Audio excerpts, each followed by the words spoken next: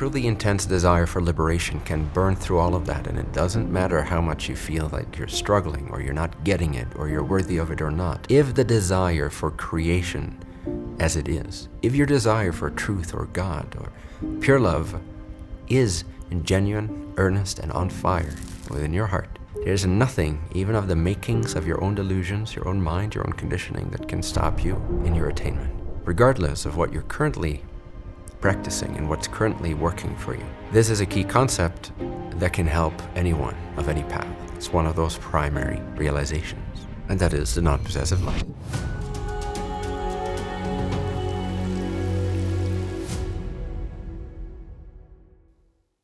Hello everyone, can you hear me?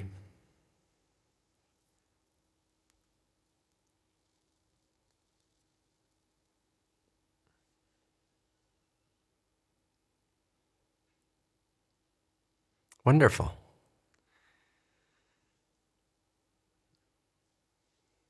Nice to be back with you all.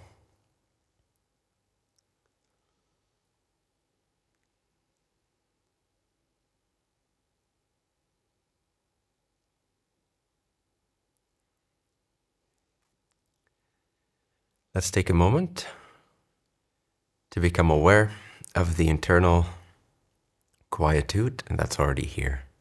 So take a deep breath.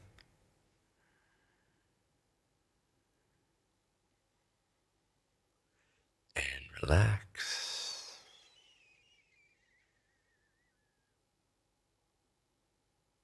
Take a deep breath.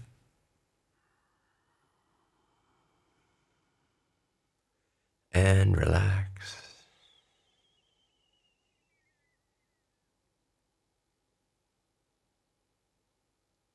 Another deep breath.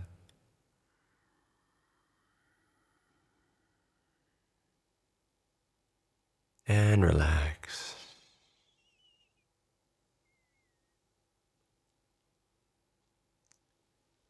And as we often do in our meditations,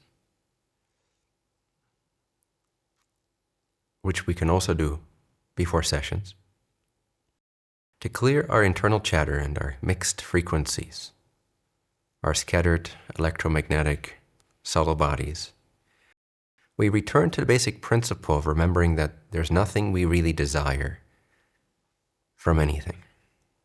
We think we do, and in our day-to-day activities, we are swallowed up by this concept, this idea, this habit, to assume that we do, but really, in our heart of hearts, that awareness beyond even consciousness, that beingness before any mental activity, we are complete. I know this sounds cliche to the mind, but it is the actual truth of our beingness. It's the nature of beingness, is completion. Perfection even. And so in truth, we do not want anything from anything. We just think we do. We exercise wanting, and we exercise desiring, and we exercise craving, and we exercise preferences. But those are exercises. And just like you don't always move your physical body around, you also go to bed, you also sleep, you also rest. We also want to rest this exercising mind, which exercises all those wants and needs. And one simple way to clear that field is to attune ourselves to the mantra, I don't want anything from anything or anyone right now. 3 hours from now, you can exercise your wants and needs again, should you so choose, but in reality right now, you can dictate to yourself, to your mind, since you are master. Mind is expression, mind is the result, mind is the choice. But you, yourself, is the master, that which hears my voice right now, the real consciousness, the real entity within you. Will dictate to itself that for the next few hours, I don't want anything from anything. I'm just open and absorbent to the inspiration that will come through for all of us here today. And revel in that pleasurable, soothing presence of not wanting anything, from anyone or anything. It feels good, doesn't it? To let go of those subtle background perceptions, those cravings, those interpretations of reality. And to return to naked awareness, bare observing, pure being.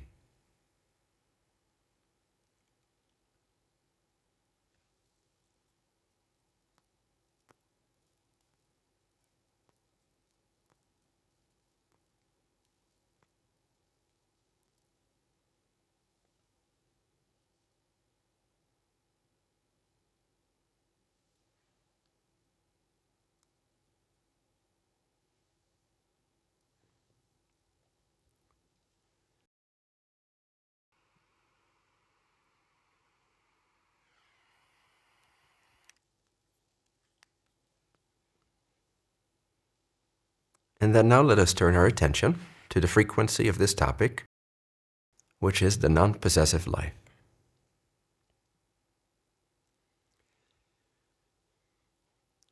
One way to preface this topic is that, as you already read in the description,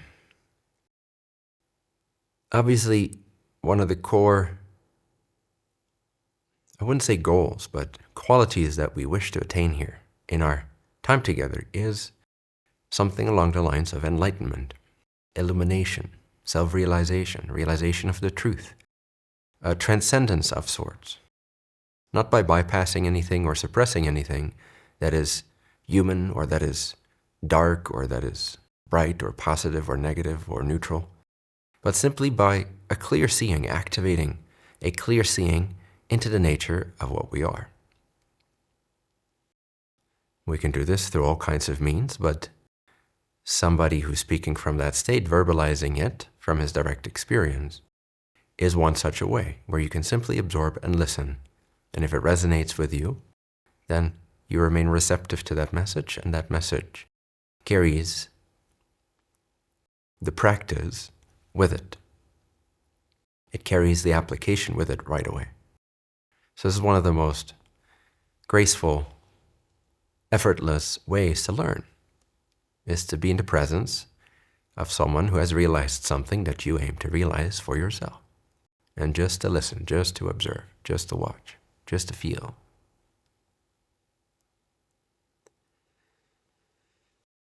However, meditation and contemplation and yogic-like approaches aren't always for everyone. Sometimes we get too mental about these things, put too much effort into these things, and we get distracted, we get irritated, we get frustrated, and we become restless. Whereas the true nature of this, which you truly are, call it God if you will, call it yourself, call it me, capital M, call it life itself, existence, the creator, and so on and so forth. Pick your favorite. The nature of it is that it's exceedingly simple, and it is always and already here. So when we get restless by contemplating or meditating or concentrating or trying too hard to realize from a personal point of view, from a personal bubble of first assuming that we are a limited physical little creature in an alien, big bad universe, separate from everything that it sees and perceives and knows, separate from its creator, that assumption that we've all been conditioned with causes for these meditations upon what's exceedingly simple and always and already here to sometimes seem stressful, effortful, difficult, challenging, incomprehensible, beyond your reach. You're not ready for it. You don't feel worthy of it, and so on and so forth. Some people struggle with this struggling more than others. And it is true that a truly intense desire for liberation can burn through all of that, and it doesn't matter how much you feel like you're struggling or you're not getting it or you're worthy of it or not. If the desire for creation as it is, if your desire for truth or God or pure love is genuine, earnest, and on fire, within your heart. There's nothing, even of the makings of your own delusions, your own mind, your own conditioning, that can stop you in your attainment. But then again, even the word attainment is a bit of a misnomer, because how does one attain or obtain what one already is, always and already? And so another path, perhaps a more feminine path, but I really wouldn't make that distinction too sharply, but perhaps a more applicable path for some would be the non-possessive life. And regardless of your preferred approach right now, and your current methodologies and practice and a way of tuning into God or Source or the Creator or your true self, regardless of what you're currently practicing and what's currently working for you, this is a key concept that can help anyone of any path. It's one of those primary realizations.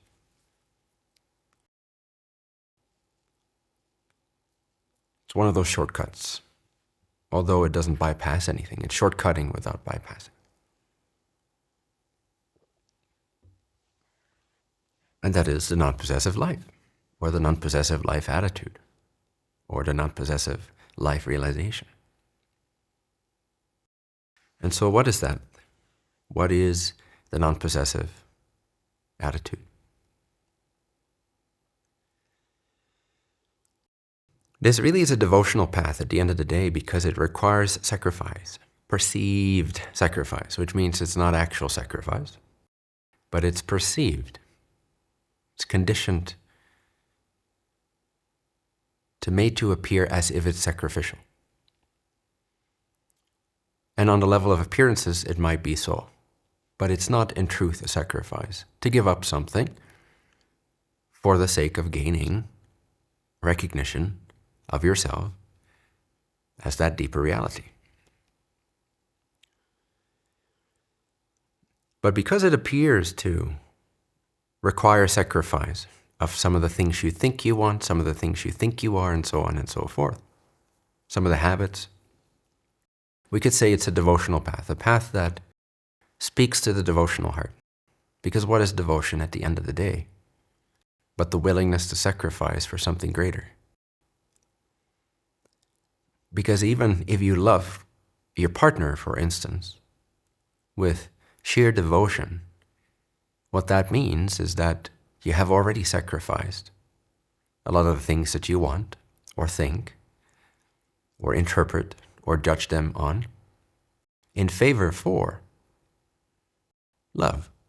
So if you love them with devotion, you have already sacrificed a lot of smaller things in order to attain that open heart. And the same goes for your approach to God.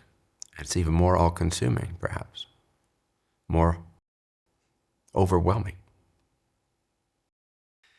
To love the Creator with devotion, with a passion,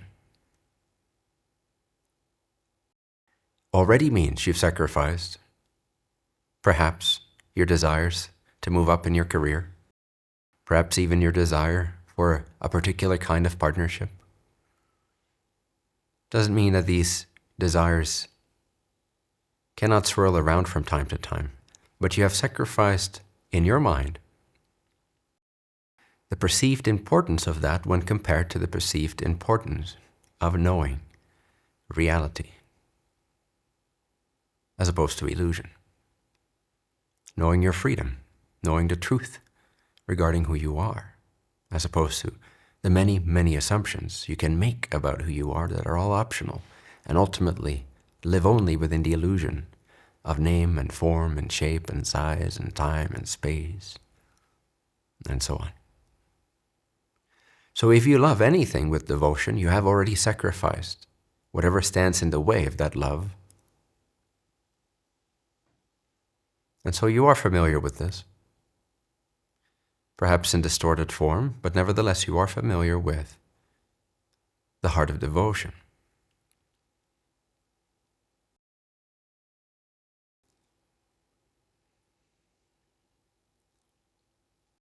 We come from a human conditioning that perceives the world as a sequence, aka time, of objects, aka things, inside of space, aka space.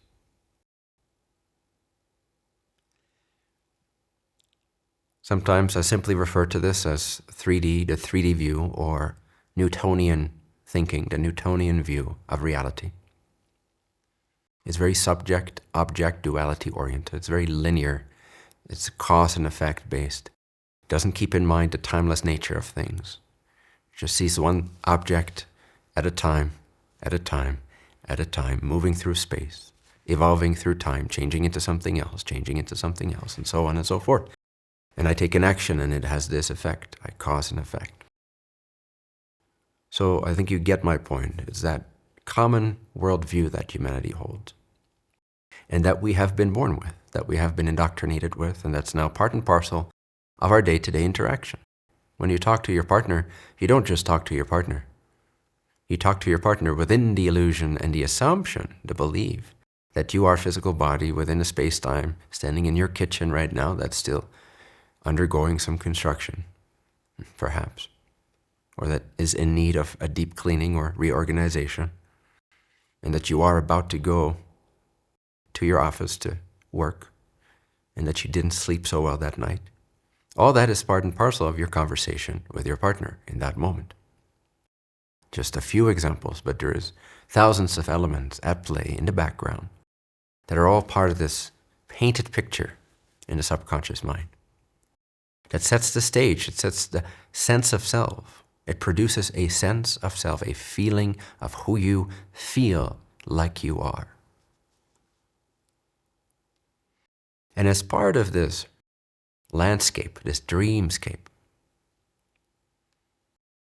of assumptions and assumptions and assumptions and beliefs and interpretations, within this, we have come to think of possessing something as normal or as proper or as in our rights. So some aspects of this conversation will be somewhat radical or controversial, not extremely. I'm feeling kind of mellow and soft today. But nevertheless, the message itself is controversial in the sense that it opposes the common worldview. It opposes a lot of things that we have learned, especially perhaps when it comes to the topic of relationships and possession.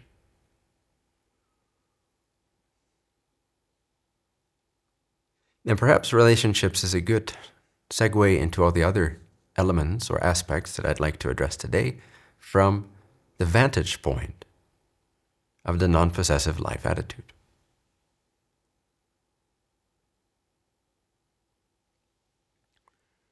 Because in relationship, whether it's your parents or your children or your brother or your sister or a romantic relationship,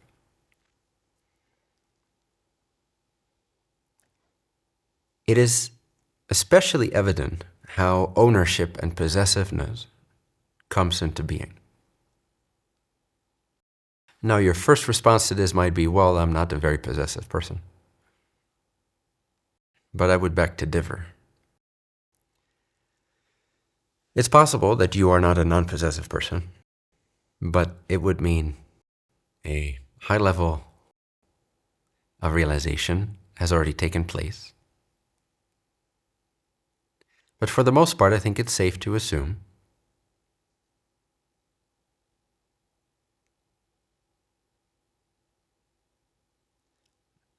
that you are under the spell of possessing things, that this is somehow normal. And it is not normal. Possessing anything is not a normal state of consciousness. It's not a normal assumption. You could say it's normal, but it's not natural. It's normal just because it's become the norm. And we look at the elements, those objects within our space-time landscape or dreamscape, as things that we, to some degree, possess. It's my house, it's my car, it's my ashtray.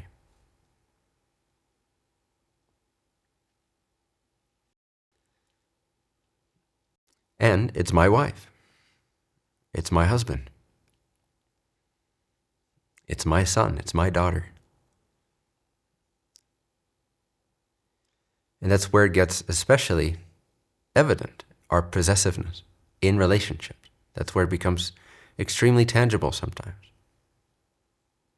So it might be a good segue into the feeling or the frequency that I wish to transmit to you today, which is that of liberation, purity, and becoming, once again, a man or woman of God, instead of a man or woman of men.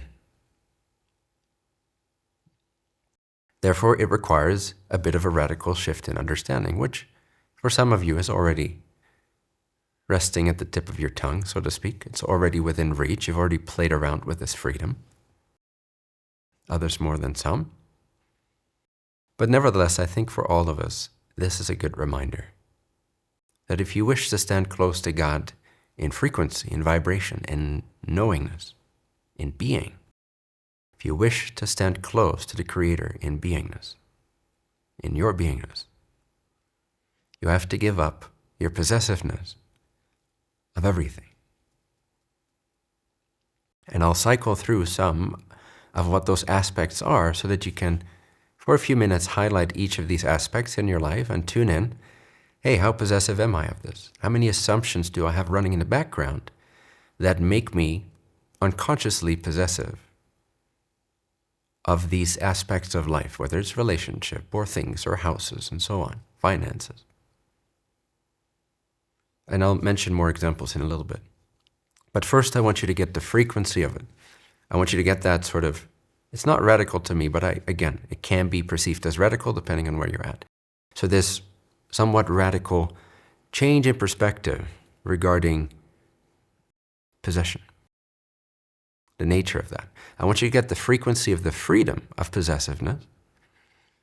And let's start in the area of relationships, because that's where it is most emotionally charged and tangible for most people. And I'm assuming that all of you, to some degree, have some kind of a memory or direct, acute, current experience or dynamic that you can apply this to.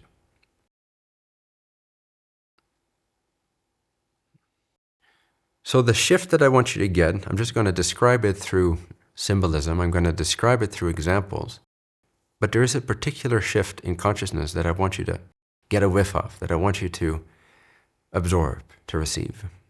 And then once you have the vibrational coordinates within yourself, once you are able to, within your consciousness, are able to identify this click, this shift, this way of seeing, you can then go forth into your life and apply to all aspects and free yourself very quickly in a way that doesn't require contemplation, meditation, or concentration so much.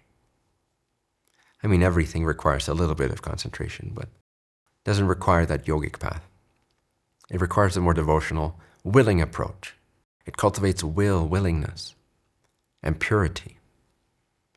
And this allows you to stand close in the light of the Creator, with all the benefits that ensue from that, which you seek in truth. You don't want anything from anything, but you do seek the Creator. That's why you think sometimes that you want something from someone or something. It's misprojected seeking, and we've talked about this before. So conjure up a memory of a relationship, or perhaps a current one if you're in a relationship. And let us look at this topic of relationship. And for a moment, just raise your hand if you've ever desired a relationship.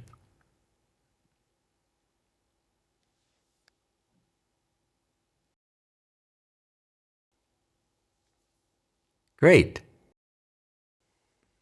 I think that's virtually everybody. So that's a good topic. It's a universal topic.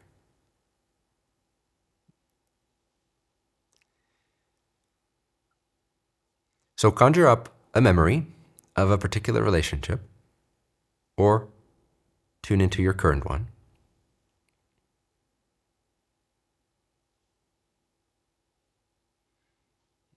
And just start by asking yourself, how possessive am I of this relationship, this person? Another good reason, quick interjection here, of why it's good to start with this topic of relationship is because it's not as offensive if you feel possessive of an object. The object is not going to refute that, at least not in a way that you can pick up on with your senses. If you feel like, hey, this is my car, your car is more than happy to be your car. It doesn't really care. It just is what it is, even though you think it's your car. And then if you sell it, the car, in most cases, unless it's developed a real individuated consciousness, might be just as happy with that other owner. It still is the car as it is. But with your partner, it becomes quite obvious where the possessiveness comes in, because you get feedback from that in a variety of ways, both conscious and mostly unconscious, subliminal, in the background. But nevertheless, you can test this, you can talk about it, they can let you know how they feel, and so on and so forth. You have agreements and so on and so forth. You don't really have that with your ashtray, I don't think. I mean, I'm close to developing one because I spent so much time with it. But with most objects, you won't have that type of relationship.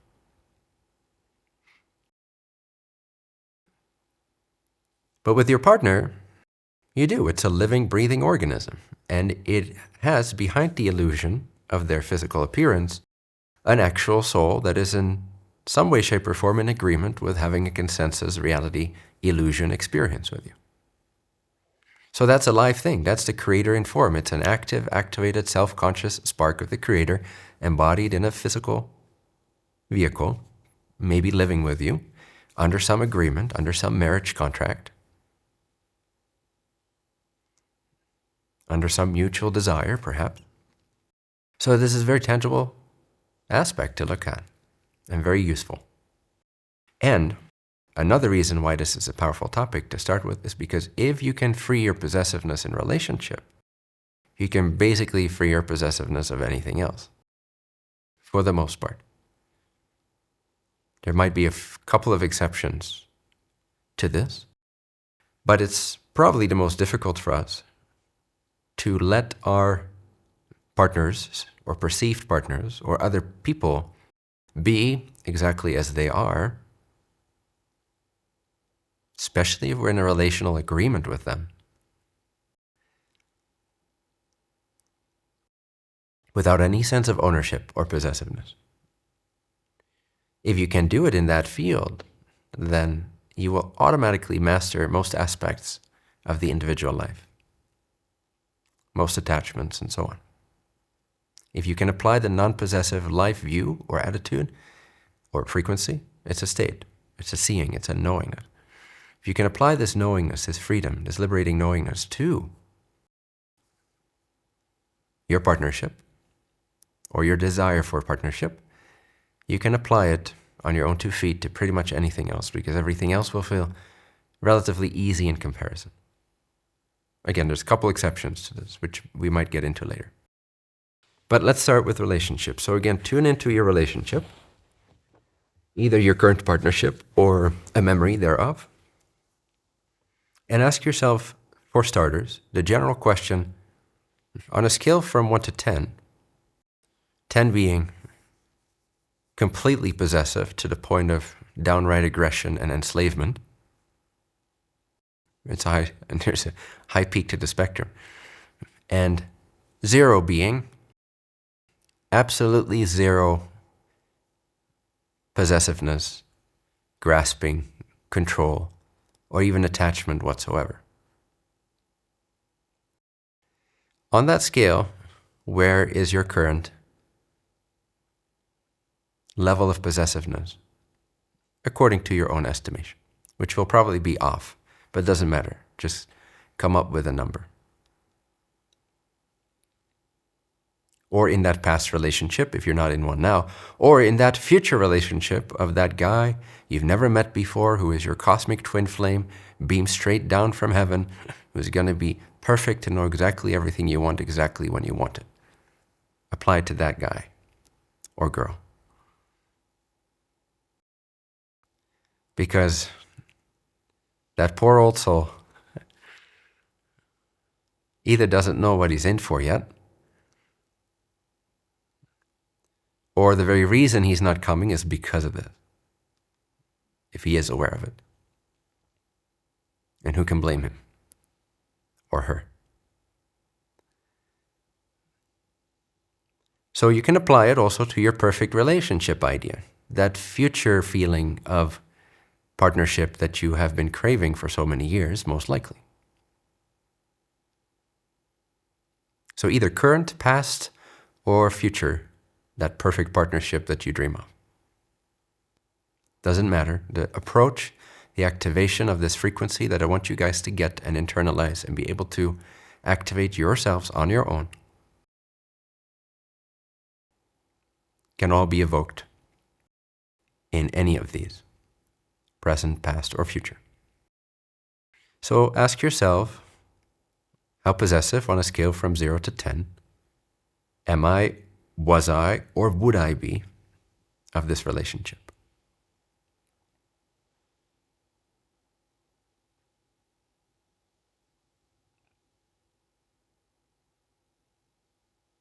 All right, got a number? Cool. Give you something to work with, unless it's 0 or 10. If it's 10, you're probably not supposed to be here. And if it's 0, you probably wouldn't be here either. So it's somewhere in between, I'm guessing. Or you're lying to yourself is very possible too. It's always, by the way, side note, it's always very possible that you're lying to yourself, regardless of the topic or aspect of life that you're thinking about. Remember, it's always very possible that right now you're lying to yourself. Very possible. I wouldn't put it beyond yourselves.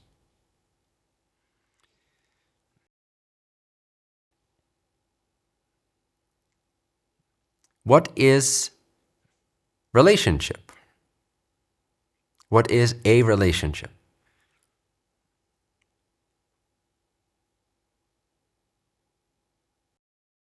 If someone can find exactly what it is, cut a piece out of it and give it to me, let me know. This thing, this real thing called a relationship. If you can find it, because I can, if you can find what it is, cut a little slice out of it and send it via mail to some address, which I may give you at the end of the session, who knows? It won't be my address though, don't worry. It'll be somebody I want to prank. Then let me know, because you'll have found relationship. You'll have found a relationship. But in my experience, the more that I've gone looking for what is actually a relationship? What is it? Can I find it? Does it have properties? Does it have qualities? Does it have shape, form? Does it have any reality? Is it objective in any way, shape, or form? I've always ended up with poof, smoke and mirrors. The idea, the feeling of a relationship, the reality of that evaporates upon closer investigation. And this is true for all concepts. The closer you look at it, the less of it you can find. And that is a whole other approach to liberation. And I think Mesh touched upon this recently in the Adept Steer in the deconstruction session. I haven't watched it, but I'm assuming some of that was included. The idea that the deeper you go into a concept, the more you investigate, what is it actually? The less of it you can find to be actually really there.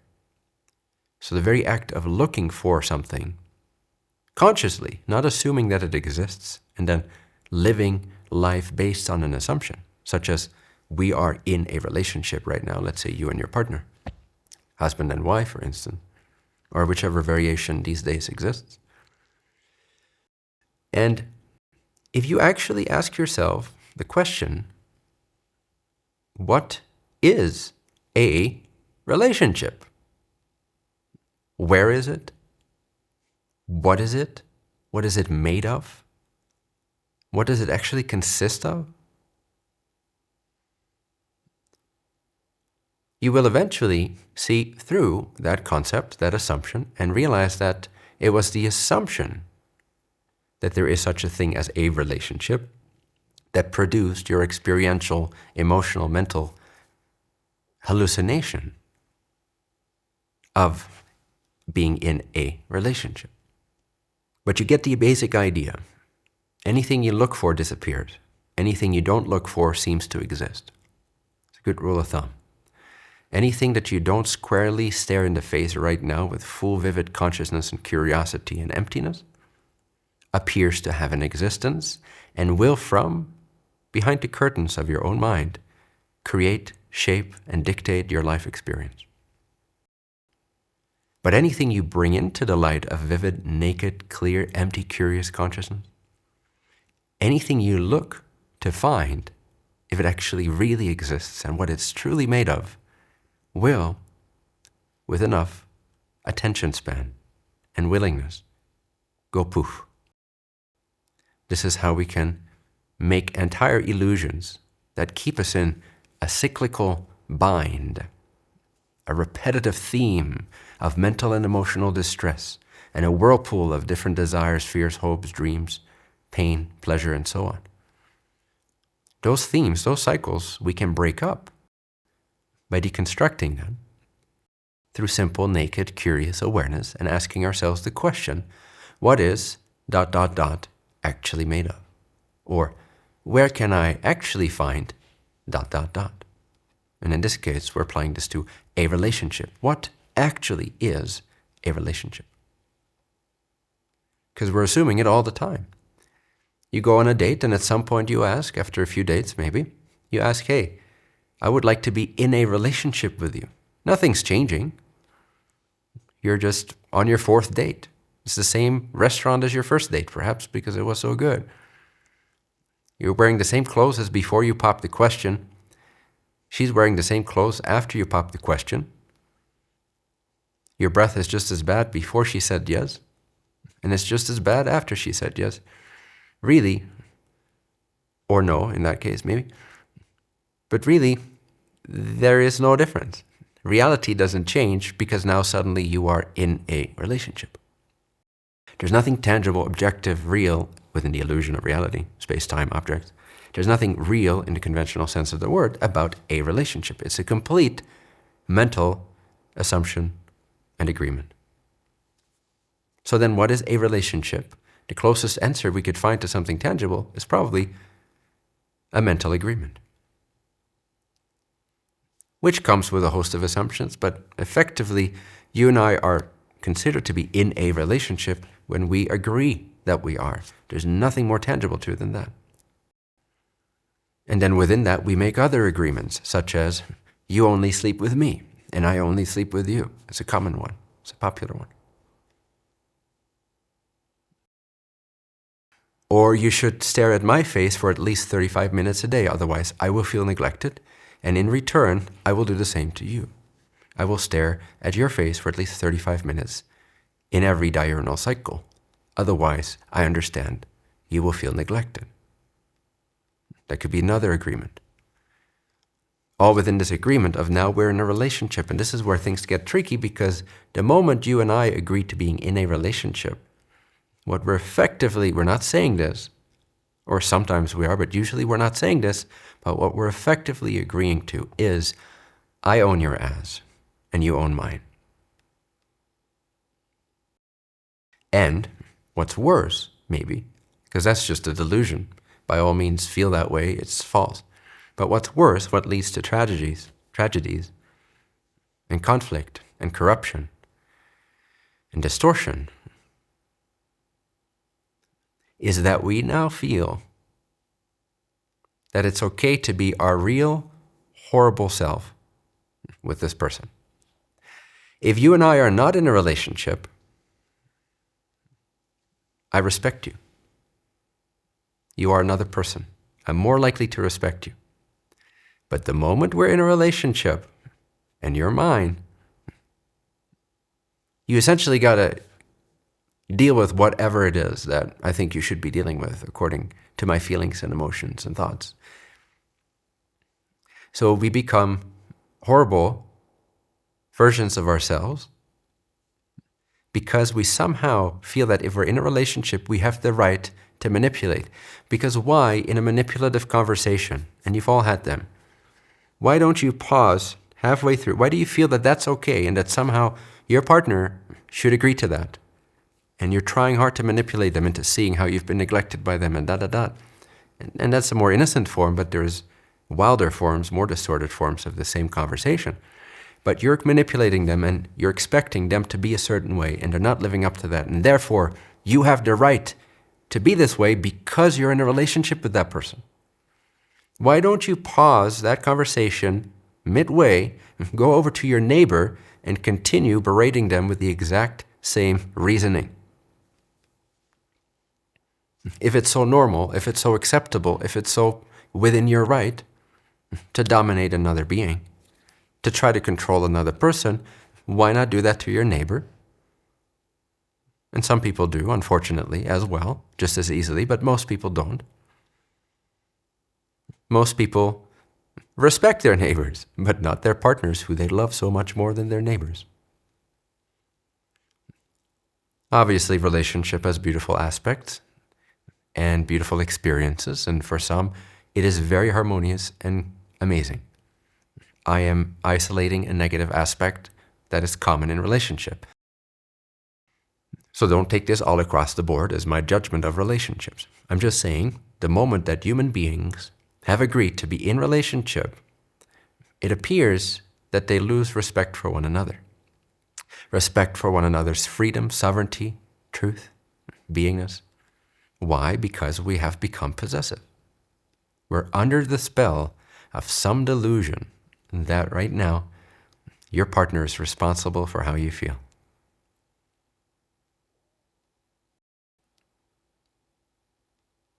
You don't expect that from your neighbor because you're not in this mystical a relationship. So that's one of the negative aspects of being in a relationship, is usually that we give free rein to our negative aspects to be projected onto others instead of maintaining self-sovereignty, responsibility, and respect for the other being as a free being. We become possessive. Now, another aspect in which which I already touched upon very briefly, in which this expresses itself is you don't care who your neighbor sleeps with. Why not? Let's say they sleep with Jose. Not, sorry if there's a Jose here, I don't mean you.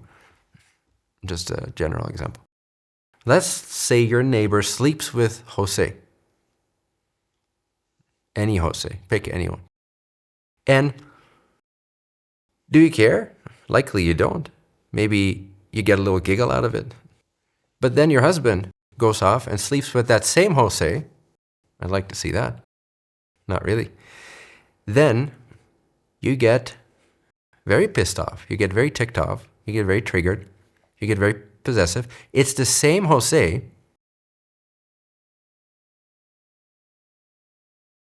but yesterday you got a giggle out of it, and the next day you want to kill this slut of a Jose as well as your husband. Why is that? Is your husband or wife any different than your neighbor in terms of being a free being with their own body, their own mind, as an expression of the Creator? There is no difference, except in your agreement, in your assumption. So why do you feel possessive of your husband or wife sleeping with Jose? Give me one good reason, I will wait.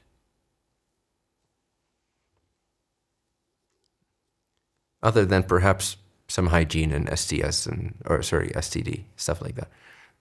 But in the conventional realm of what you are so worried about, when your partner sleeps with Jose, why do you care?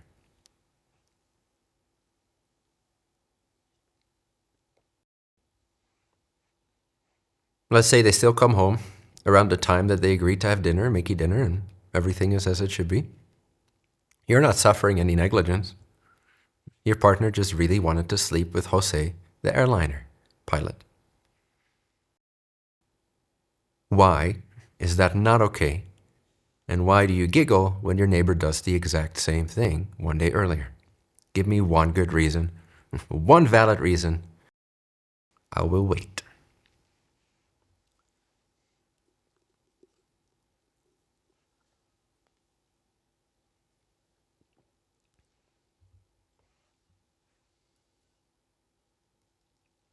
And if you have a good answer, maybe type it in the chat.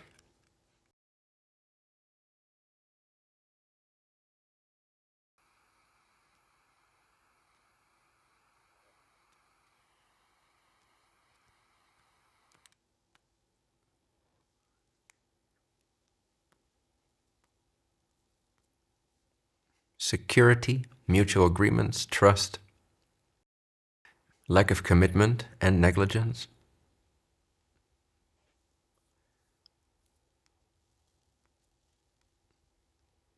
Fear of losing.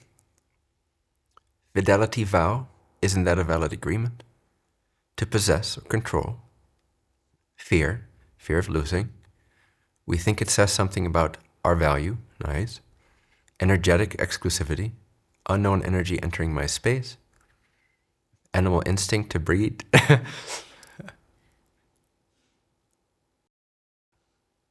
Carrying unseen mixed vibrations into my field. It's a bad reason, but because we attribute our self-worth to it. It's all a cultural thing. We are taught that stuff from birth. It's none of my business. He can sleep, have sex with whoever he wants, and I presume it's okay with him that I do the same. Assumption. Fear of losing physical, material object shared with, because intimacy. Cool.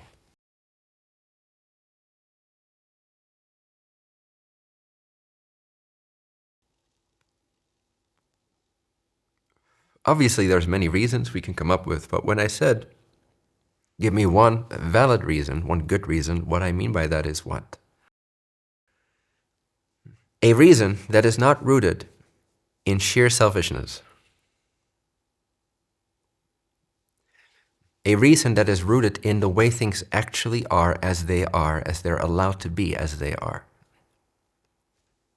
This universe is free. It's entirely free for all. You are free to express and choose what you wish, and so is your partner, and so is your neighbor. The agreement creates a fictitious enclosure around the freedom of expression that the Creator then chooses to have. Now, the reason it's not wrong to enter into a relationship is because it's out of free will, if it is, which in most cases it would be.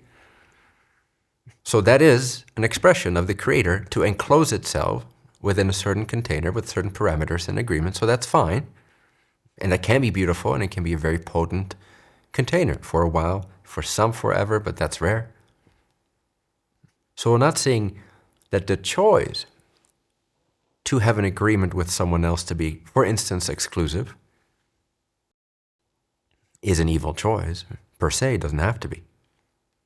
But I am saying that for most people, that's already the assumption, it's already the norm, and it's assumed based on invalid reasons, based on conditioning, indoctrination, and assumption. So when I ask someone, hey, would you like to be in a relationship with me? In 95% of the cases, what's already implied is this enclosure. And I'm just using sleeping with other people as an example because that usually ticks off our boxes the most, right? But it could be any aspect of the relationship, like finances, or who you hang out with, or what hobbies you exercise, or how much you work and not work, or how much time you spend behind your computer versus gazing at my face, and so on and so forth. So I couldn't mention any of these aspects, but the reason I started with Jose is because this seems to be, for most people, I'm generalizing, the pinnacle of cheating, the pinnacle of breaching the agreement of a relationship. So I'm using the most radical, extreme example because then again, we can work our way back from there. And if we can master it with that aspect, if we can see through the idea of possessiveness in that field, it's easy to apply it to the finances or the computer time or the work time and so on, for most people. So in this case, sleeping with someone else or not being exclusive in that way, I'm using it as a representation of that which usually seems to be the antagonist to our concept of what a relationship is or should be. So I'm using that as the breacher of this idea of relationship. But if you look at it objectively, from a free will point of view, from a selfless point of view, and you already know this because you were giggling when your neighbor slept with Jose. So clearly it's not a negative thing objectively. Clearly it doesn't mean anything about you objectively if someone sleeps with Jose. So without any selfishness in that equation, let's say that you didn't have an ego. Let's say that you didn't have a sense of self. You had a sense of being, but you didn't have a sense of I'm this person in this body and my partner is this other body. You just had a sense of being. Pure, perfect being. From that vantage point, which is the vantage point we want to activate, what is a valid reason why your husband or wife should not sleep with Jose, the pilot?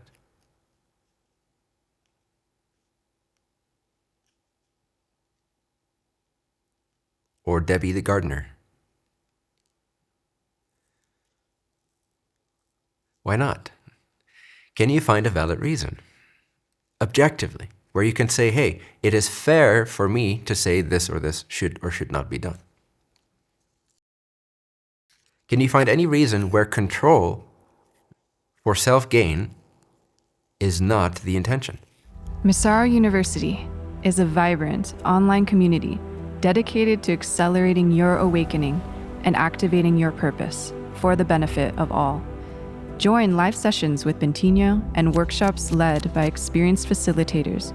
Deepen your wisdom, empowerment, and self-knowledge, and experience life-changing shifts week after week. At Massaro University, finding like-hearted seekers is easy and inevitable. Lifelong friendships and a shared purpose fuel profound personal and collective growth. Create your free account today at massaro.university and step into a community that's designed to elevate every aspect of your life. I'll tell you a little personal anecdote from my past. Bear in mind, this is a long time ago, but still.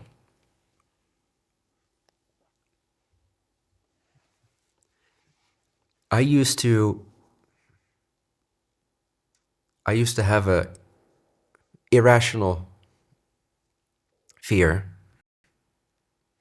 of my partner, whoever that would be at the time, or whoever I would think or hope it would become, for that partner to either leave me, cheat on me, or die. The very thought of it would send panic down my spine. I would freeze up. I would not want to think about it. It would be very scary. So I carried this with me for quite some years into my sort of, evolving teenage and beyond relational life. And it was always a fear of mine. Also when I was in a relationship, obviously. And then at some point I was in a relationship and first of all, I got attracted to somebody else. So that kickstarted that topic. But my partner was also attracted to somebody else that she was working with. So this became a sort of a live conversation for us, which was good, very useful. And I realized that for me, on my end, it would be easier to be with both somewhat simultaneously or whatever, But when I thought of her acting on her magnetism, I would still freeze up. I would still feel the panic. Now, I was aware enough of that time to hold that within a certain space and know it's not who I am. But nevertheless, it arose. And it had that same old quality, that gripping fear, abandonment, I suppose, some flavor of that, or self-worth, like some of you guys said. And what shifted probably 80 to 90% of that for me, right there on the spot, was the following shift. So I considered, first of all, the way I visualized it is, let's say that my girlfriend is like all the strings on a guitar.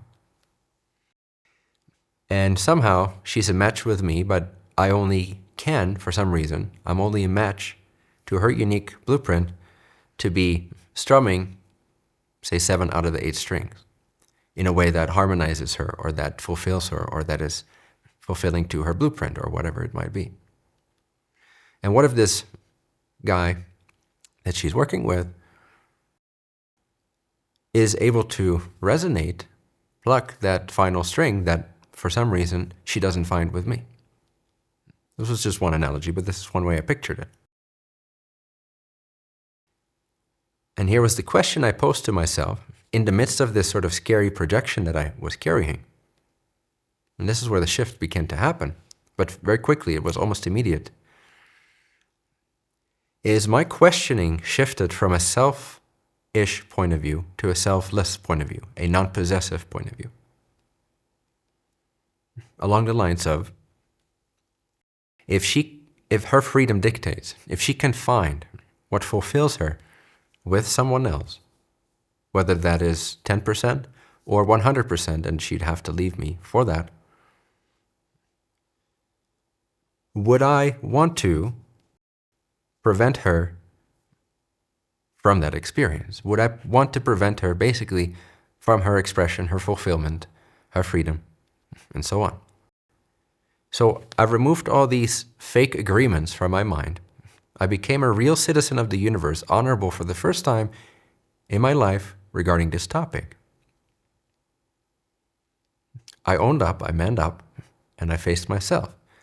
And instead of putting it on her, I asked myself the question, do I want to be the type of being?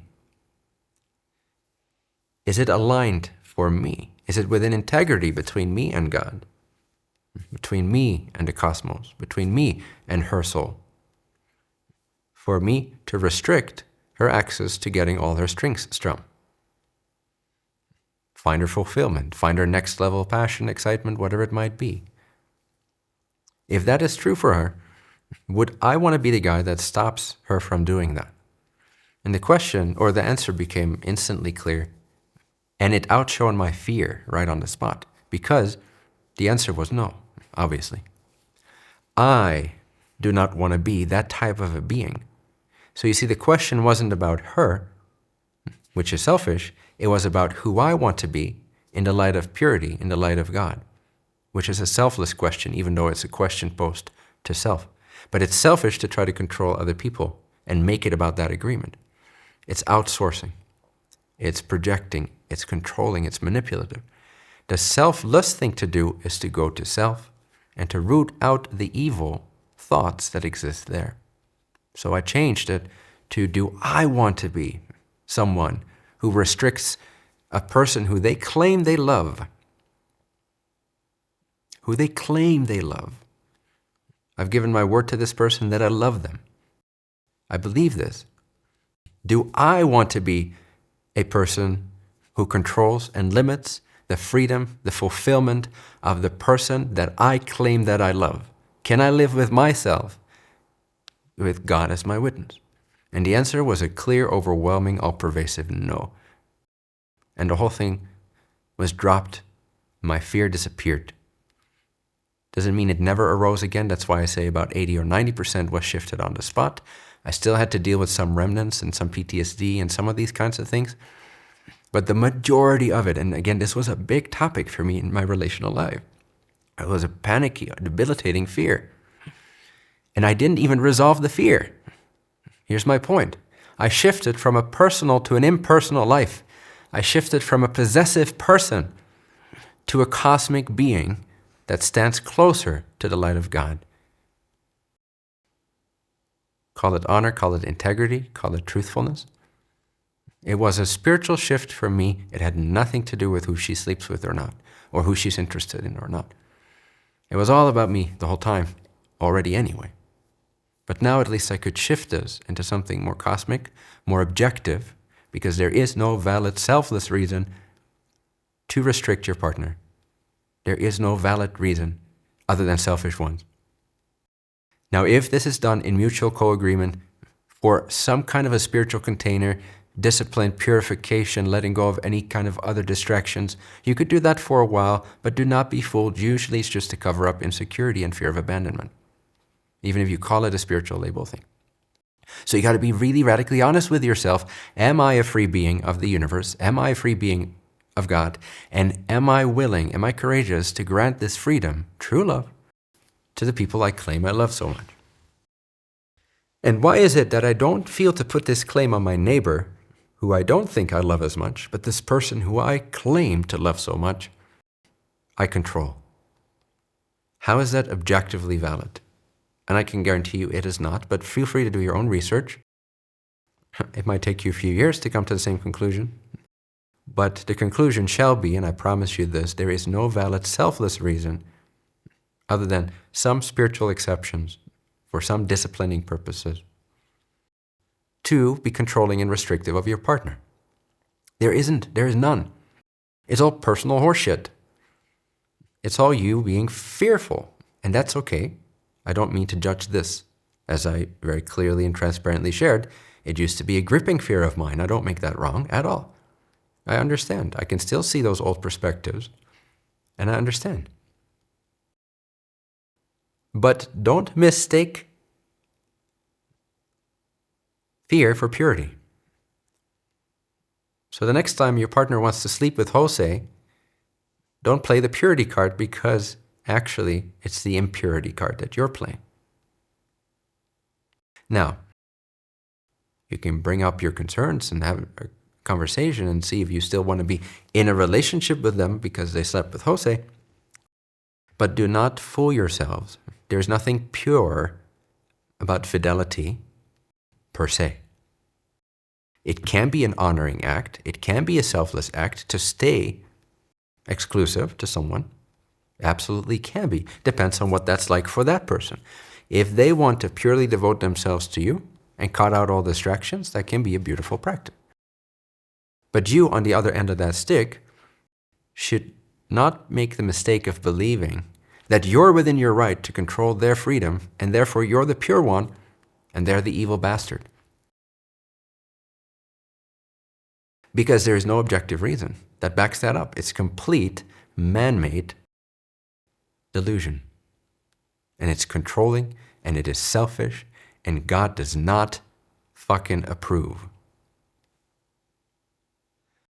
God does not approve of possession. That's why the way to get closer to God in your direct experience, to liberate yourself without needing to meditate, of course also meditate, why not?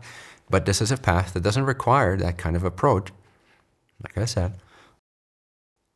In order to stand closer to the light of God, in other words, to realize yourself and therefore become pure as an expression of God, as an extension of God, as a free choice extension of God, is to become non-possessive of life. And relationships is just one example of this. And I'll go through a few more, perhaps more briefly. But again, if you can do it with relationships, if you can let your partner sleep with Jose and still be happy.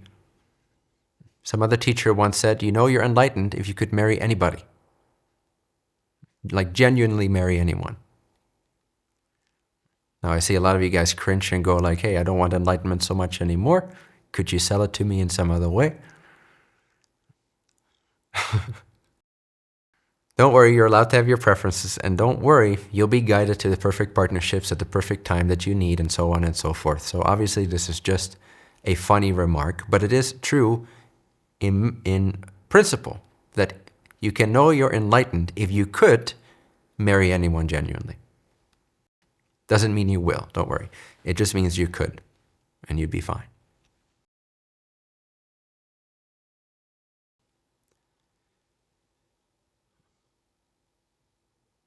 Credit to that quote is Kenneth O'Denver. I just remembered.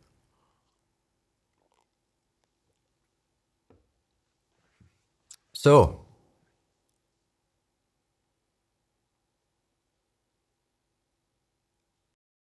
I think you guys get this, at least the concept of it. Maybe you get some of the frequency of it already. The liberating, cathartic, get rid of this garbage in my own mind. Let me just be free, pure, simple, true, authentic, and actually step into love, no matter the sacrifice, again, the perceived sacrifice that this requires. Who do I want to be? Do I want to be a fearful, scared being who doesn't take ownership of their own fear, therefore makes it dependent upon what someone else does, and then call that love? And then be all sweet in the evening when you're Netflixing and chilling together, or sharing pizza together, or making your steak together, but then when they want to do something that calls them forth, whether or not it's aligned or pure, sure, you could have that dialogue. Maybe they are deceived by something, by some distortion, but then still, who are you to judge that that's not part of their journey ultimately? Do you want to control that? Do you want to be that person for yourself with God as your ever-present nanosecond to nanosecond witness, which He is? Or, regardless of your fears and your ambitions and your projections onto others, do you wish nothing more but to be cleansed in the vision of your Creator and to stand closer in vibration to Him, so that you may love purely, so that you may rid yourself of this selfish delusion that corrupts your soul on a day-to-day basis? That's the question. The question is between you and God. It's got nothing to do with you and other people. It's a very profound spiritual self-inquiry. And the answer and what you're ready for is completely up to you. And I have no judgment of that. But I do wish to make it clear that it's not pure. And we should get rid of this idea, because it's holding us back. This conflated, weird, delusional idea that if our partner does what we expect them to do, they are good. And if they want to do something else, that somehow they are impure. When it's really us that are impure for expecting that and placing that restriction upon someone we claim to love. It's not cool. The Creator does not recommend this.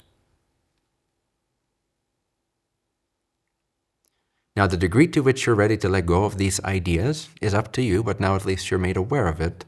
So it's your responsibility to begin this journey, because you know God does not approve. Unless you don't believe me, then you still have some shield in place, and that's okay.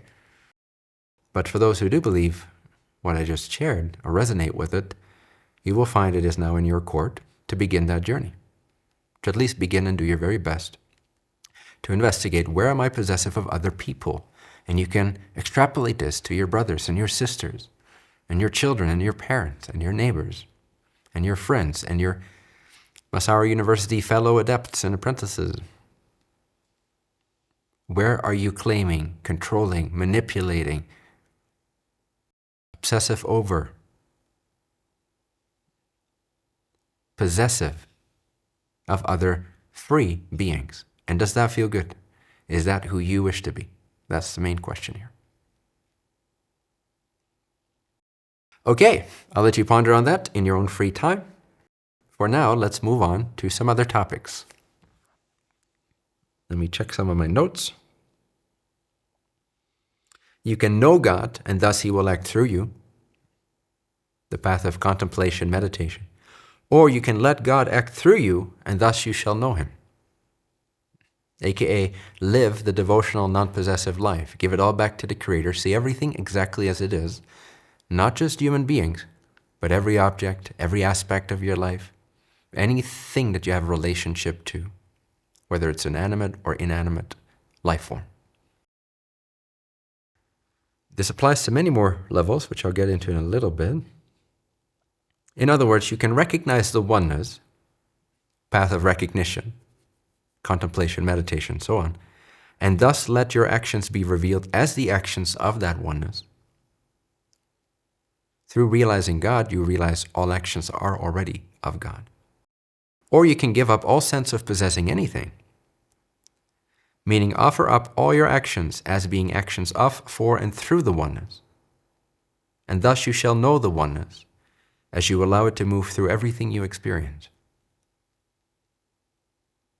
This requires great courage. This is the path of immediate courage, aka devotion.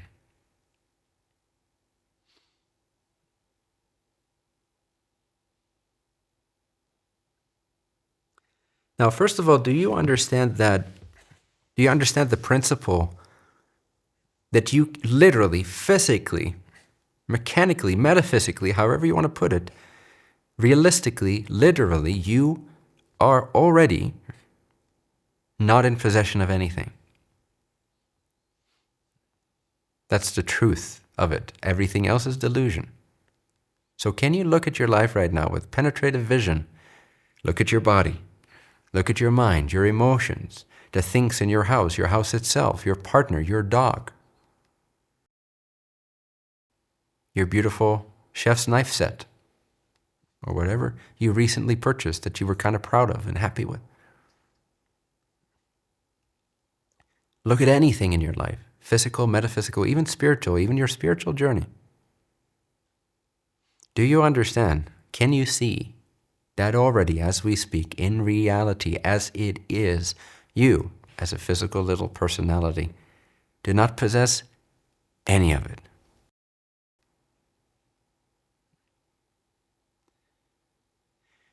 The core principle behind that is that only the creator of a thing possesses that thing.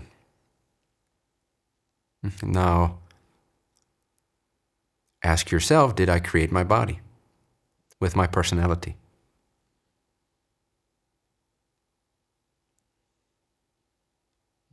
Did you give birth to yourself? Is any aspect of your body in your possession, therefore?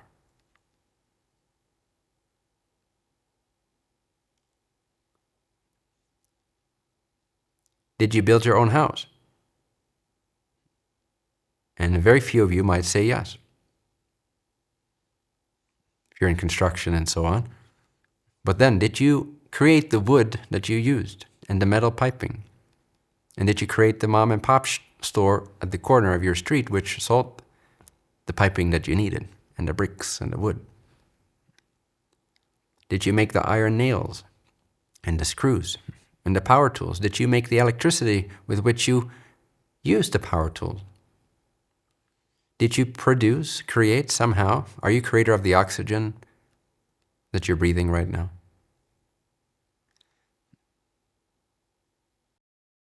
What have you done at all?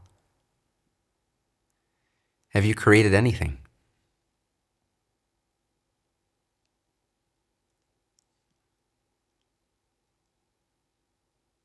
If not, it's not your possession.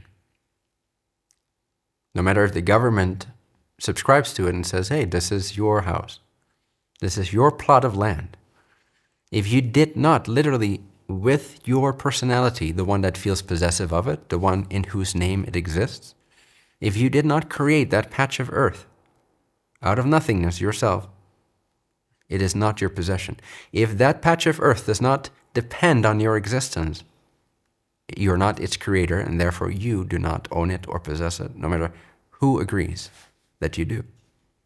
No matter how normal it is that you are in possession of your partner, or of your house, or of your car, or of your insurance. All these things are constructs. They don't exist in truth. And you can see that right now. That already you do not own anything.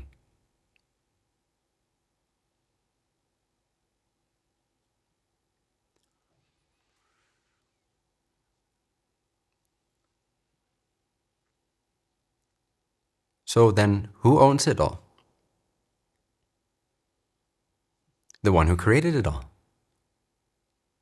And do you see how unburdening this is to your puny little personality? It might be frightening at first, but can you glimpse the exciting reality beyond your fright, beyond your fear, the other side of this equation? Once you get through this threshold of accepting the fact that you are absolutely devoid of ownership or possession at all of anything you can ever think of, and that the only owner, possessor of all things, including your own body and mind, is the one who created that. Can you glimpse the liberation, the illumination, the overwhelming oceanic love, the boundlessness that will arise from this forgiveness of your sin of possessing, of thinking that you can possess, of assuming that things are in your possession? Can you glimpse the purity of it, the emptiness, the freedom, and yet the fullness, the closeness to God? Because if you align your vision to the fact that God owns and possesses every single aspect of your life, of your experience, and that you own none of it, you are free. You don't need meditation. You will be meditation as a natural consequence. So again, that's why I said this is a devotional path that requires perceived sacrifice, even though you gain the world.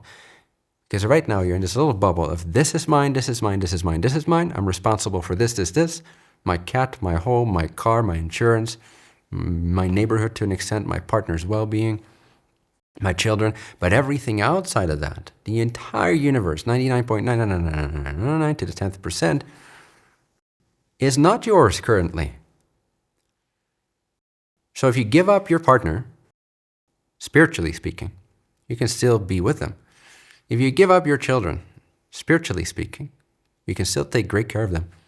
If you give up your cat, spiritually speaking, you can still feed them and love them and pet them.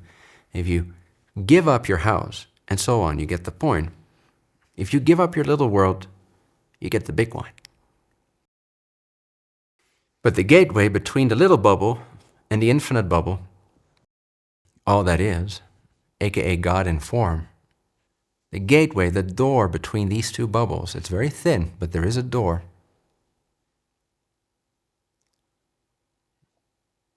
And it means you have to give up ownership of your bubble. Everything within your little world that you currently feel in possession of in some way, shape, or form. If you give up your world, you get the cosmos, you get all that is. You get infinite potential. And you get the Creator's rhythm, heartbeat, vibration, humming, om, om, om. You get that deep, profound, purifying spiritual liberation along with it. So is it really a sacrifice? And here you are with your partner, like considering this maybe. Should we let go of our bubble? I don't really quite want you to go spiritually illuminate yourself just yet, because then what's left of me? Then I'm just in our little bubble by myself. And then you're out in the cosmos being free and happy without really needing to think of my happiness anymore. So we're playing it small. We're taught to play it small, both by our senses, the conditioning that comes through simply having 5 physical senses upon incarnation, the veil of forgetfulness, which doesn't help, and then the other social verbiage of other human beings that we've been bombarded with over our entire lifetime, forming many assumptions in the back of our minds. But what if you could find a switch in the back of your spiritual heart that would turn on the illuminating light, and it would expel all these shadow things that you're currently attached to and idolizing as if they are the light, when they are in fact but shadows produced by the real light? What if you could find that switch and non-possess yourself and your life and your world and your partner and your dog and your cat and your herpes all at once?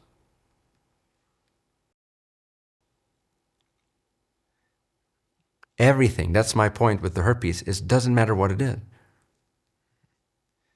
Can you let go of being the owner of, in possession of, everything? Because what you think is everything is just this little bubble.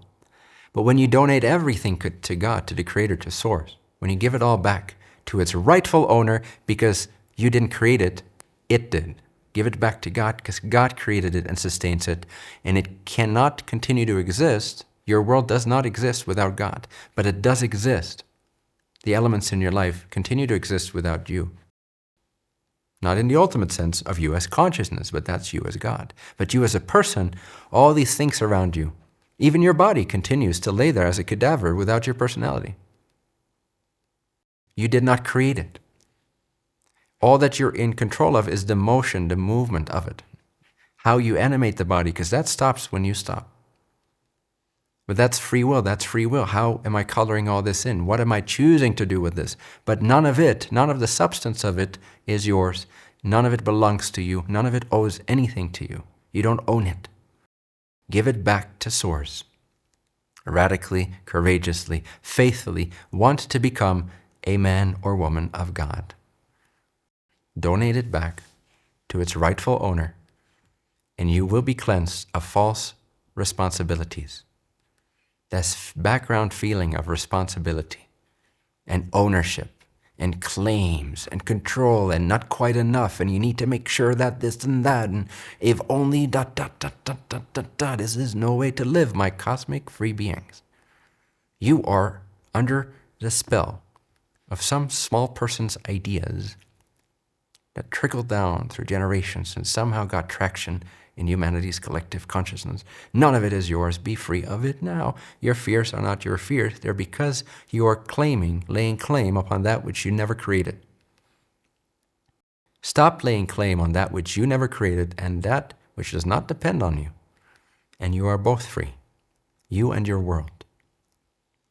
Let your world be free. Give it back to God. Let it breathe, for God's sake, instead of live under your dictatorship, of your stressful, incapable, unskillful, selfish, controlling dictatorship. Let your house breathe. Give it back to God. Give your house back to God and watch as your house comes alive and the walls start to speak to you with joy and inspiration. But as long as you believe it's your home, you're keeping it hostage within this delusional, unskillful world of panic, control, fear, hope. Let your house breathe. Let your cat live. Give up your cat. Spiritually speak. Obviously, continue to feed it. That would be nice. But watch as your cat comes alive when you stop thinking it's your cat. Watch how your partner comes back to you when you give him or her away to Jose.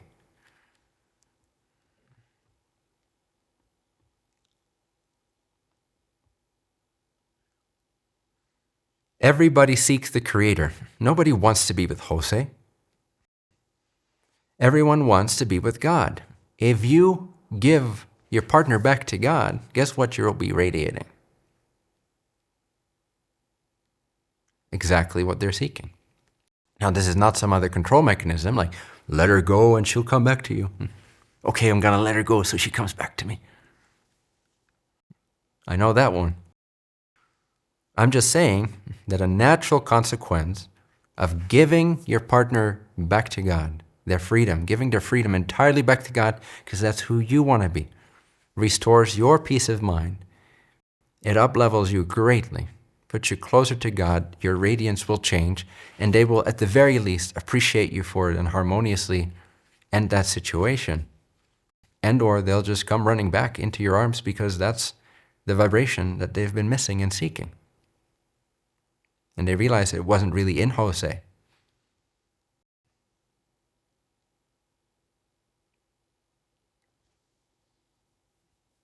You get the point. It's just a symbol. I'm not promising that they'll come back to you instead of go to Jose, but I am saying you'll be all the purer for it. You'll radiate purity and love, and if they want that love and respond well to it, they'll come back. If not, then not, but who cares? Why would you care? You have God, and there's infinite room for beautiful manifestations to arise out of this freedom. Live and let live.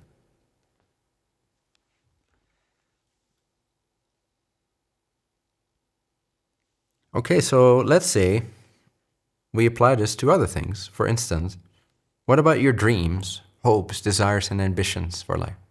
Those things that seem to be tied in with your destiny, the things you truly desire. God forbid it's a twin flame partnership, but we've just gone through that. But let's say it's to illuminate the world together with Massaro University, or some other inspiration, or you want to be a painter that gets recognized all over the world because you just have a feeling that that's your destiny. Can you give that up too? Because sometimes, like I said, there's a few exceptions to relationship that are maybe even more close to our hearts. And for some people, not for all, but for some people, that would be their dreams, their hopes, their desires, and ambitions.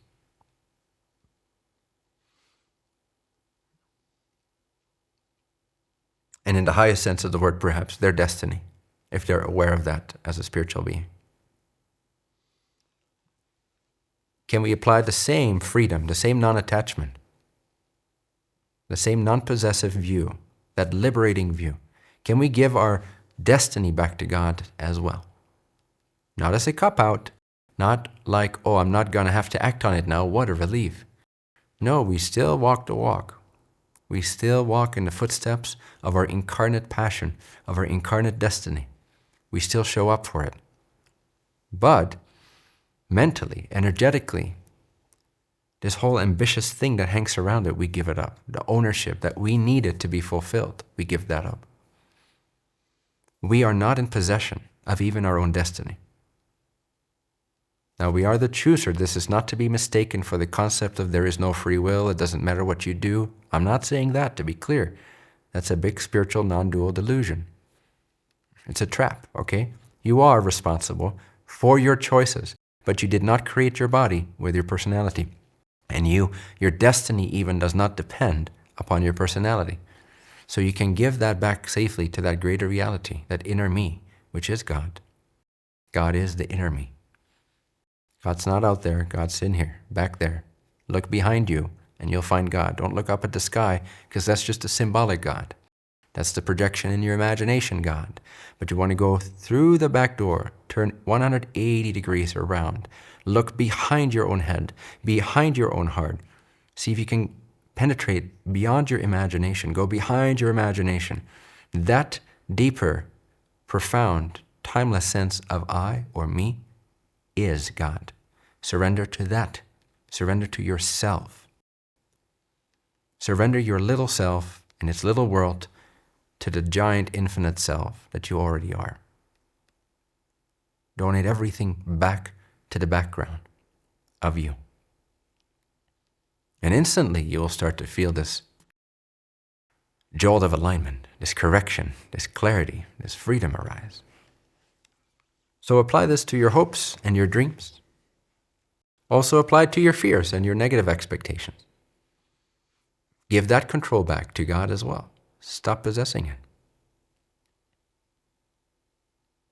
I already talked about the body. Finances, money, same thing. And this really plays into generosity also. And abundance and that flow, being in the flow of manifestation without any attachment or control of the manifestation. It's a beautiful flow state to be in, and it's your natural condition, and it's natural abundance. But we constrict it, and we put this label of finances on it, and money, and so forth, and then we associate that with the creation process of the free flow state. But can you give up all your money? Again, spiritually doesn't mean that you drain your bank account. You can keep your money in your bank account, doesn't matter. Whether you have it or not doesn't matter to this point. Can you spiritually release, relinquish any ownership of your money? This is my money. This is my hard-earned money. If you can, then you're free of the whole financial topic very, very quickly. Because your eyes open. The eyes of abundance start to open up within you.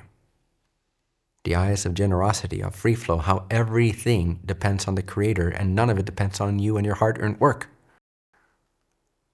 This includes finances, my friends. This includes making things happen, getting things done. It flows in all kinds of ways. It's through the power of intelligence and synchronicity that things line up. You don't have to worry about these things.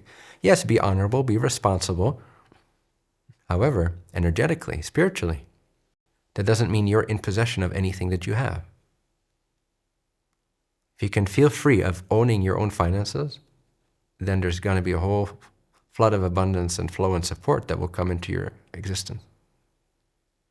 And first of all, you feel fucking awesome compared to how you did before when you worried about your finances, because they were your finances. See your finances as God's bank account. This is just one of God's many infinite holdings across the universe. And in your case, it just happens to have $3 into it, but who are you to judge? Maybe God only needs $3 in the form of you right now in your bank account. It's not your job to worry about that.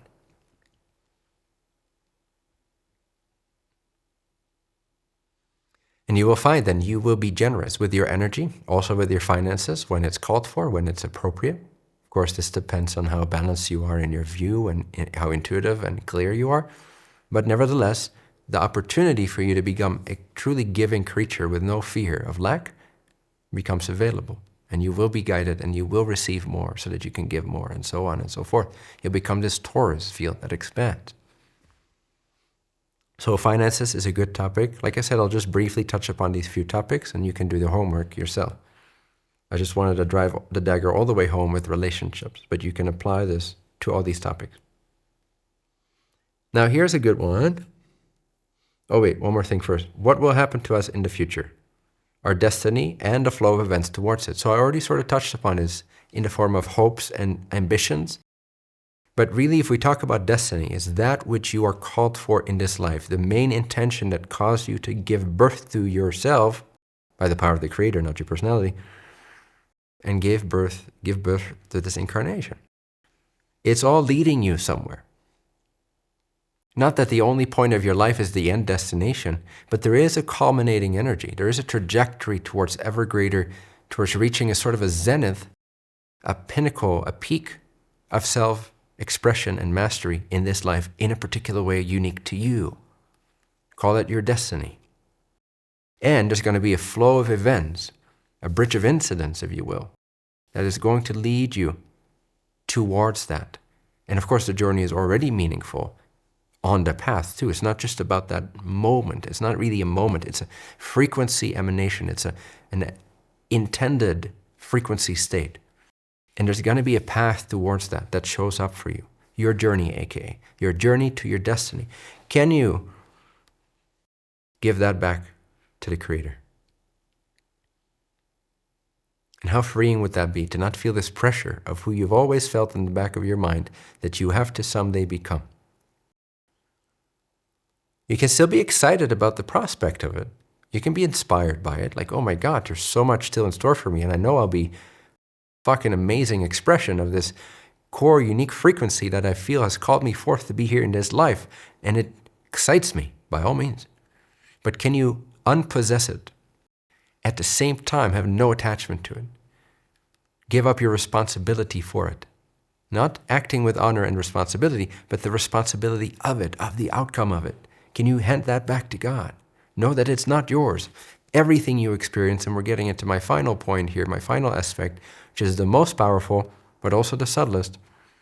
Can you see that the very nature of experiencing does not belong to you?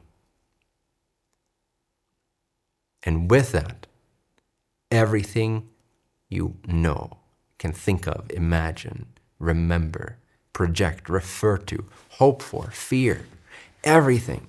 There's nothing that's not an experience. The nature of reality is experiencing experiences. The Creator experiencing experiences. Can you see that even the phenomenon of experiencing experiences, which you're doing right now, you're hearing my voice, you're not doing this, it's happening. You're not creating this with your personality. It's created for you. You are the chooser of it, but you're not the creator of it. You don't own or possess it. It's a free flow. It's a manifestation made of God's energy, which is ultimately your inner self's energy. My point being that if you let go, if you can see through the fact that, or if you can see the fact that experiences belong to God, not to you, then you're completely free. Because a relationship is an experience. So is your car insurance. So is your bank statement. So is your neighbor. So is Jose. So is your dreams and hopes and ambitions. So is your calling in this life, your destiny, your way towards it, your spiritual progression, how awake you are, how advanced you are, how good of a student you are. Everything you can possibly think of, your herpes, its nature is experience.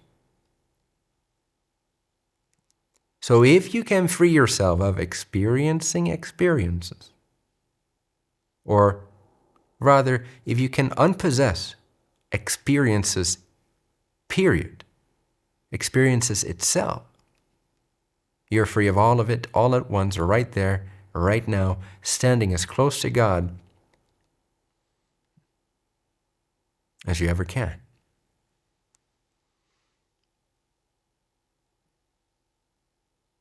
Can you claim complete freedom? Can you give all experience back to Source? Disown all of it. Possess none of it. You can still eat that chocolate or experience eating the chocolate, but none of it is in your possession. Never do you entertain the notion that it is up to you, except for your choosing in that moment of who you are, how you see things, how you respond to things. But the stuff itself, the experience itself, what it's made of, none of it is your responsibility or your possession. That puts you in such close internal contact with that infinite I amness, that infinite intelligent energy which is all that is experiences. It is the illusion of God experiencing itself in form. And now that ultimate veil starts to disappear for you, and this great infinite void, which is actually a plenum filled with intelligence, incomprehensible, becomes yours. And trust me, in those moments, you're not very worried about whether your partner is sleeping with Jose or not. That's how you'll know you've attained to something higher than possession of a relationship. Is where you'd be happy for your partner to sleep with Jose. In that moment,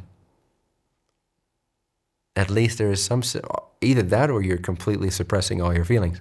But if you're genuinely in a high state of consciousness, there's an awakeness and you're feeling God and you're feeling the non-possession of all of it and you're filled with the bliss of this infinite intelligence and this energy that we call the world. And the oneness becomes so obvious, the power of that oneness. And you see everything in everything. You sense everything in everything. In that moment, you will not have any fears. You will be happy for anyone to do whatever they want to do. It's only this more power to the creation. It's more power to you. It's just radiance. There's no absorbing, getting, gaining, controlling, yes, but me, this transactional bullshit, but I love you, but at the same time I want to control you and get as much out of you as you get out of me. None of that exists.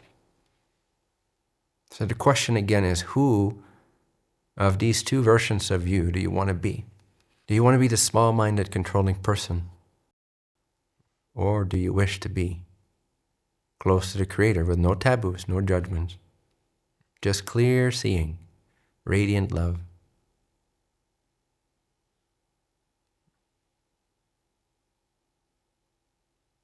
I still don't really like goat cheese to this day, but I can't say it's a preference as it used to be. Preferences are sort of part and parcel of the whole game. Maybe you have a preference for your partner not to sleep with Jose, but really that's greatly outshone. If my goat cheese really wanted me to eat it, I would eat it.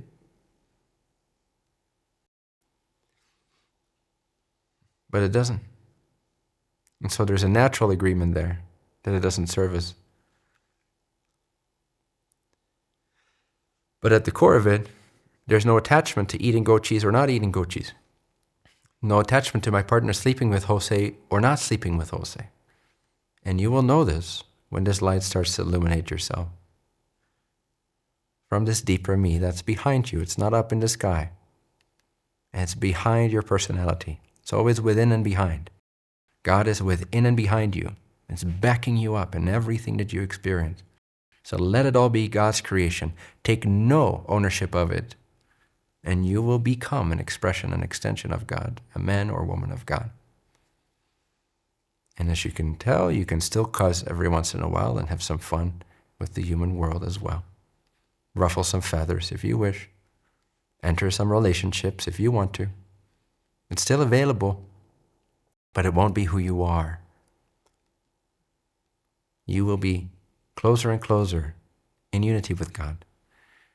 More and more of the oneness, less and less of the person.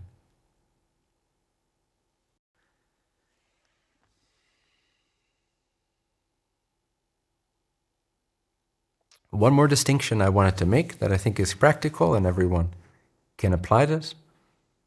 Should be brief. Enjoyment implies possession of an experience. Conjure up something that you have this sense of like, I'm enjoying this, like good food or good sex with Jose, or whatever it might be. But you're like, but it's just so good. I'm really enjoying this experience. I'm riding my horse on the beach. Oh my God, it's so good. Anything like that you really appreciate. Sorry, wrong choice of words. That you enjoy. Implies you're claiming to some degree that experience. Versus, because it is, I enjoy you, this experience, this thing, this horse riding, Jose, the chocolate, whatever it is. I enjoy you. For whom? For myself. This is enjoyment. The nature of enjoying things is I enjoy it for myself. The real enjoyment, what we hope to refer to with the word enjoyment, is better described as appreciation. Can you ride that horse on the beach during sunset and appreciate the experience? Not enjoy it. Appreciate it. Appreciation lets things be as they are, leaving it belong to whom it actually belongs, and radiating joy and love in their direction from a non-locational, omnidirectional, transcendental place of being. In simpler terms, I enjoy things for myself, but I appreciate things on behalf of the Creator. When you appreciate a piece of chocolate, it's different than enjoying it with that feeling of temptation and like, the pleasure. Now, you can have that pleasure. I'm not saying you should shut out the pleasure, because that would be another construct of where you're trying to control the way it is. If you eat your chocolate and pleasure happens, can you, instead of be the enjoyer of it, can you be the appreciator of it? It's like, yes, okay, you could say you're enjoying the pleasure naturally. It just happens that way. But without the mental concept, without the background assumption of I'm a person that's enjoying this chocolate, like I possess it as my experience. Can you flip that around? And everything you enjoy in life, can you give that back to the Creator? So have your most beautiful, pleasurable experiences. Why not? But do not enjoy them. Appreciate them as expressions of the oneness, as this great paradoxical expression of infinite unity. Can you appreciate it on behalf of God? Can you give it back to God? Can you see God in the experience? So when you're making love to your partner, whether prior to or post Jose, either way, instead of enjoying that experience, can you appreciate the experience of making love to your partner, or having a dialogue about how to raise the kids with your partner, or paying the bills together? Instead of suffer it, which is simply the other side of the coin of enjoyment, is suffering. In fact, in my mind, enjoyment equals suffering at this point. To me, enjoyment is nasty. I don't need you to take this on right now. This will naturally happen. To me, when someone enjoys something, I cringe. Not really, but that's kind of the energetic response if I had to give words to it. If I see someone get lost in there, oh my God, this chocolate, I'm like, I cringe. Because it stinks. Energetically, it stinks. It's like a stinky little pond of self-satisfied obliviousness to your environment. Absolutely no honor of what you should be paying attention to right now. And it's just me enjoying something. There is no divine awareness in that. Learn not to enjoy anything. Now, if pleasure arises, which is just a natural part of creation, So let's say the pleasure arises, the dopamine and whatever serotonin releases, and you get that pleasurable response. Appreciate it. But when something happens that you don't like so much, like maybe paying your taxes together with your partner, can you appreciate that too? That's the thing. Enjoyment is only the selfish side of the coin. And then when it needs to be selfless, it suffers, it struggles. Appreciation is non-dual. It outshines enjoyment and suffering. It sees them as the same thing, the same illusion, the same selfishness. Appreciation is selfless. It's seeing the oneness in all things. So see if you can adopt this, appreciating the oneness in whatever you're experiencing, whether good, bad, or neutral. And then you will transcend the cycle of pleasure and pain, or enjoyment and struggle. Thank you for watching this Bentinho live session. Bentinho now hosts these transformative live sessions completely free, offering profound insights and guidance to support your journey. To attend the next live session with Bentinho, simply visit massaro.university and follow the instructions to create your free account.